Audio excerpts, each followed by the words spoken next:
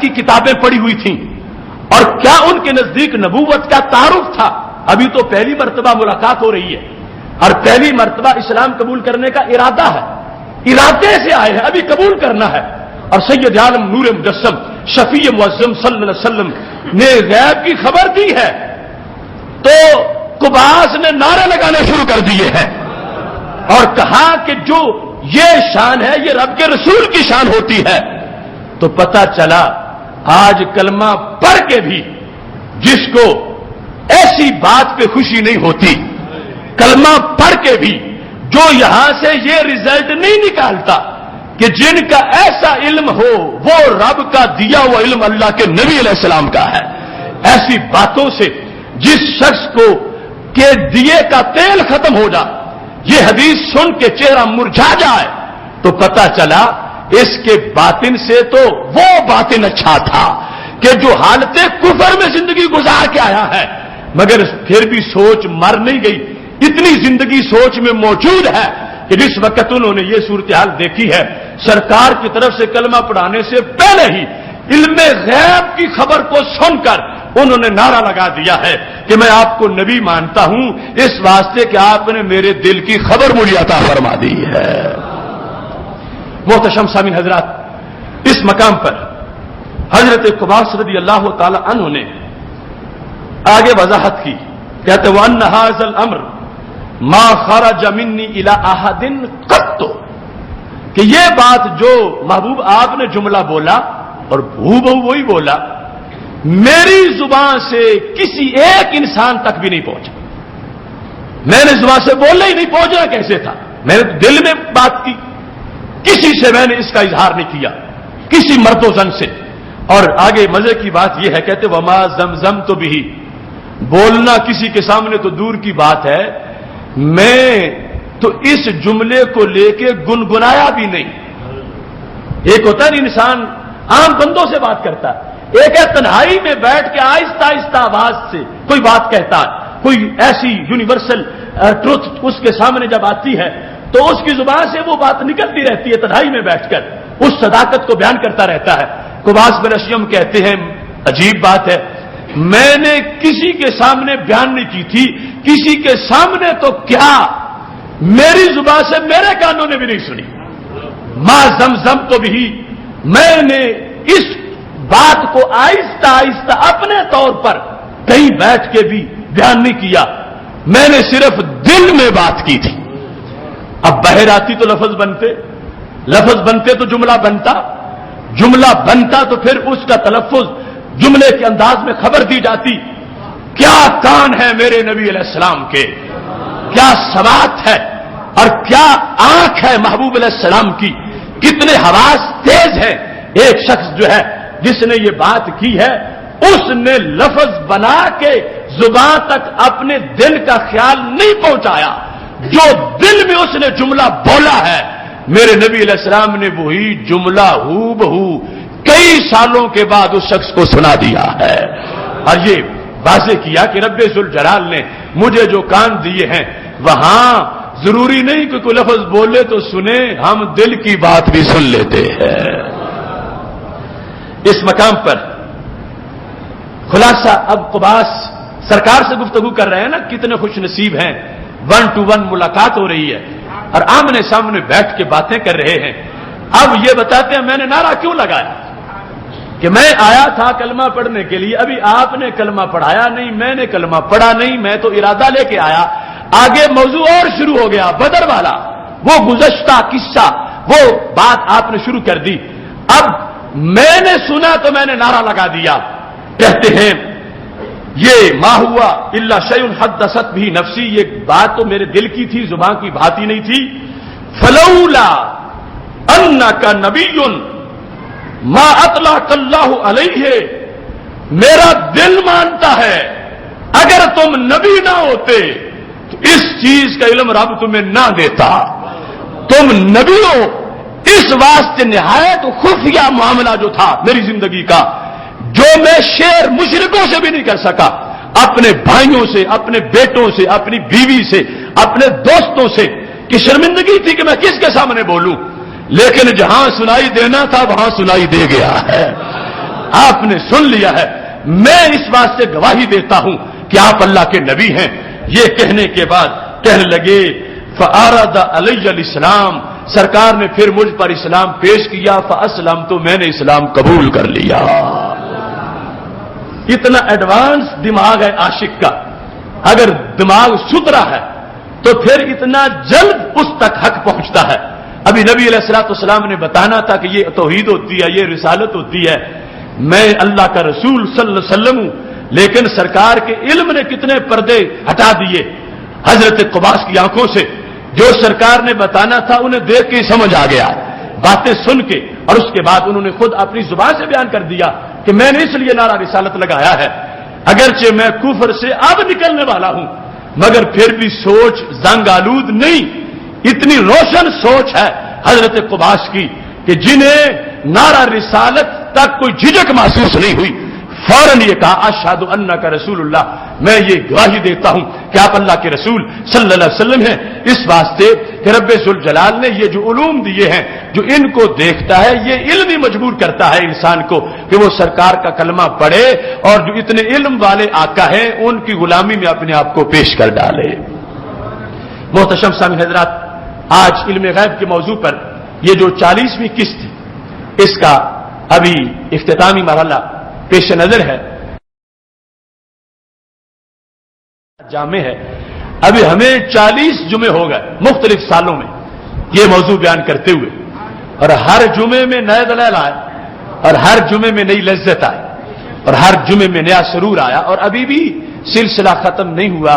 یہ سعادت ہے اللہ نے کیا حصے میں دی ہے، دوسروں کو یہ تلاش ہے کہ کوئی حوالہ ملے کہ ان سے پوچھا گیا تو جواب نہ دے سکے۔ ان بدبختوں کو ڈھونڈتے ڈھونڈتے راتیں اس میں گزر جاتی ہیں، اور ہماری راتیں محبت کے پھول چننے میں گزر جاتی ہے کہ سید عالم نور مجسم شفیع معظم صلی اللہ علیہ وسلم کو رب ذوالجلال نے کیا کیا عطائیں دیں، کتنا اونچا مرتبہ دیا اور کتنا اونچا مقام عطا فرمایا ہے، جو ہمیشہ امت کا نصاب زندگی بھی رہا اور روح کی غذا بھی رہی ہے۔ اس واسطے آپ خوش نصیب ہیں کہ مسجد رضا مجتبیٰ میں جو یہ علوم اور ادراک اور تعلیمات اسلامیہ کا اظہار ہوتا، جو اللہ کے فضل سے انٹرنیٹ کے ذریعے پوری دنیا تک جاتا ہے، پھر سیڈیز جاتی ہیں، لیکن اولین لائیو براہ راست آپ لوگ یہ سنتے ہیں، اس کے بعد اللہ کے فضل سے سینکڑوں خطبہ اسی سے استفادہ کرتے ہیں، اور پھر وہ اپنی جگہ جمعہ پڑھاتے ہیں، اپنی جگہ فہم دین کورس کراتے ہیں، بڑے بڑے اساتذہ فنون کے ماہرین انہوں نے مجھے یہ بیان کیا، وہ باقاعدہ ان چیزوں کو سامنے رکھ کے ان چیزوں کو آگے عوام کے لیے پہنچاتے ہیں، اور اللہ کے فضل سے ایک ایسا سرکل پوری دنیا میں چل رہا ہے، عرب امارات میں، دوسرے ممالک میں مسجد رضا مجتبیٰ کے خطبات وہاں دہرائے جاتے ہیں، اور وہاں لوگوں کے سامنے پھر خطیب اپنی زبانوں سے بیان کرتے ہیں۔ اس واسطے یہ ایک تاریخی مسجد ہے عالم اسلام کی، ایک انفرادی اس نوعیت کی۔ اگر آپ سوچیں تو یقیناً ہر مسجد مسجد ہے، ہر مسجد کا خطیب عظیم ہے، ہر مسجد کا خطبہ عظیم ہے، مگر اگر نصاب بناؤ کہ کس مسجد میں نبی علیہ السلام کے علم غیب پر 40 جمعے پڑھائے گئے، تو ان شان والی مسجدوں میں جو سر فہرست میں نام آج کے ماحول میں نظر آئے گا وہ مسجد رضا مجتبیٰ کا نام ہوگا۔ نعرہ تکبیر، نعرہ رسالت، شان مصطفیٰ۔ اب گفتگو اختتام کی طرف جا رہے ہیں، لیکن موضوع ابھی بھی آج کی قسط بھی مکمل نہیں ہوئی۔ حضرت عمر بن عبد العزیز رضی اللہ تعالیٰ عنہ، جن کو ان کے عدل کی بنیاد پر 5واں خلیفہ راشد بھی کہہ دیا جاتا، وہ حضرت عمر بن عبد العزیز رضی اللہ تعالیٰ عنہ تشریف لے جا رہے تھے، اور اس کو ابن کثیر نے دلائل نبوت میں بیان کیا۔ ابن تیمیہ کے شاگرد ابن کثیر نے اپنی کتاب دلائل نبوت کے اندر حضرت عمر بن عبد العزیز جا رہے تھے، یمشی الی مکہ بفلات من الارض، ایک بیابان جگہ سے گزر کے مکہ شریف جا رہے تھے۔ اذن راحیتا میتتا، ایک مردہ سانپ انہوں نے دیکھا۔ سانپ ہوتے ہیں، لیکن سانپوں میں کئی راز ہوتے ہیں۔ حدیث شریف میں متعدد مقامات پر جنوں کو سانپوں کی شکل میں بیان کیا گیا۔ بہت سے جن سانپ کی شکل میں آتے ہیں.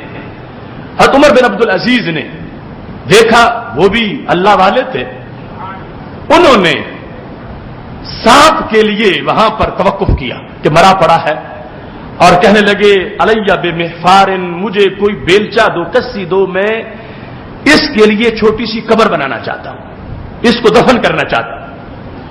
تو ساتھ جو دوست تھے انہوں نے کہا نکفی کا اصلاح کلّہ، امیر المومنین خدا تمہاری مزید اصلاح کرے، ہم کافی ہے، ہم جگہ بناتے ہیں اس کے لیے، ہم اس کو دفن کر دیتے ہیں. حضرت عمر بن عبد العزیز نے کہا لا، تمہارا کام نہیں، یہ کام میرا، میں جگہ بناؤں گا، میں دفن کروں گا. ثم اخذہ ثم لفہ فی خرقۃ، ہے سانپ مگر اہتمام بڑا ہے، اسے پکڑا، جھاڑا، کپڑے میں لپیٹا، جیسے کفن پہنایا جاتا ہے مسلمان کو، ایسے اس کو کفن پہنایا. اور کفن پہنانے کے بعد حضرت عمر بن عبد العزیز نے دفن ہو اس کو دفن کر دیا. حالانکہ جانور پڑے رہتے ہیں، ان کو جانور کھا جاتے ہیں، ایسا حشر ہوتا ہے.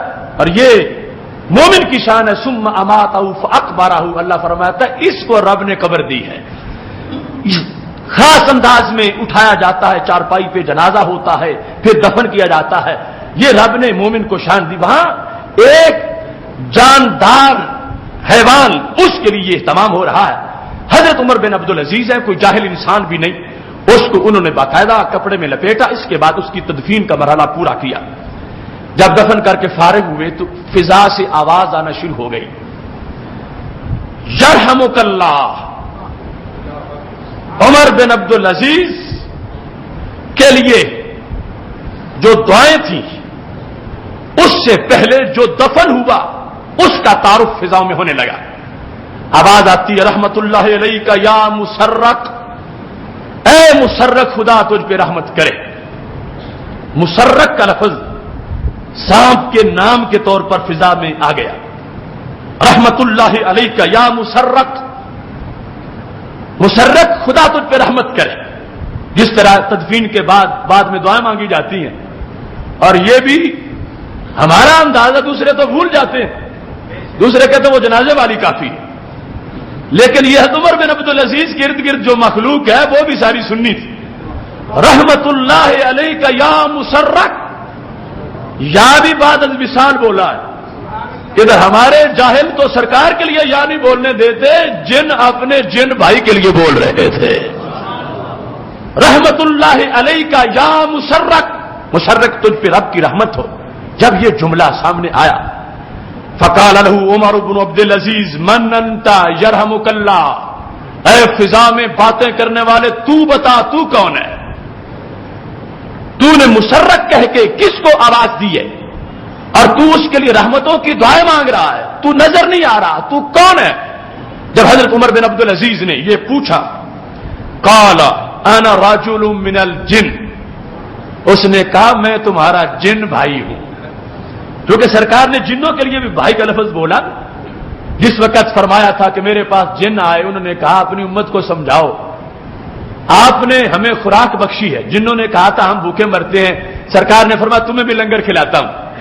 جہاں حلال جانور جو ذبح ہوا تھا اس کی ہڈی پڑی ہوگی، اس کو ہاتھ لگاؤ گے تمہارے لیے گوشت بن جائے گا، اور جوان جو جانوروں کے لیدنے ہیں تمہاری سواریوں کا چارہ بن جائے گا. اس کے بعد جس وقت کچھ صحابہ نے ضرورت کے پیش نظر کہیں ڈھیلے نہیں ملے، ہڈی استعمال کر لی استنجے میں، تو جن آگے نبی علیہ السلام کے دربار میں محبوب آپ نے ہمیں لنگر دیا تھا، مگر یہ امت تو اس کو خراب کر جاتی ہے، ان کو سمجھاؤ کہ ہڈیوں کا احترام کریں، آپ نے تو ہمیں خوراک دی ہے ہڈیوں سے. اس موقع پر میرے نبی علیہ السلام نے فرمایا لا تستنجو بالروث والعظام، تم گوبر خشک ہو یا ہڈیوں اس سے استنجا مت کرو. انہما زاد اخوانکم الجن، یہ تمہارے جن بھائیوں کی خوراک ہے. اخوانکم تمہارے جن بھائی جو ہیں ان کی یہ خوراک ہے. اب یہ جن بولا فضا سے، اس نے کہا مسرت تجھ پہ رحمت ہو. عمر بن عبد العزیز نے کہا تو کون بول رہا ہے، اپنا تعارف کروا. تو اس نے کہا انا رجل من الجن، میں رجل ہوں. اب رجل کا لفظ جو مرد کے لیے بولا جاتا ہے تو قرآن میں بھی یعوذون برجال من الجن، جنوں پر رجل کا لفظ بولا گیا سورہ جن کے اندر. اس سے بھی ان لوگوں کو سوچنا چاہیے جو لفظ رجل آ جائے، کہتا ہے چونکہ نبی علیہ السلام کو رجل کہا گیا، عبد کہا گیا، لہذا مٹی کے بنے ہوئے ہیں، تو میں کہتا ہوں جن کو رجل کہا گیا حالانکہ وہ تو آگ کا بنا ہوا ہے، تو رجل کا یہ تقاضا نہیں کہ جو رجل وہ ضروری مٹی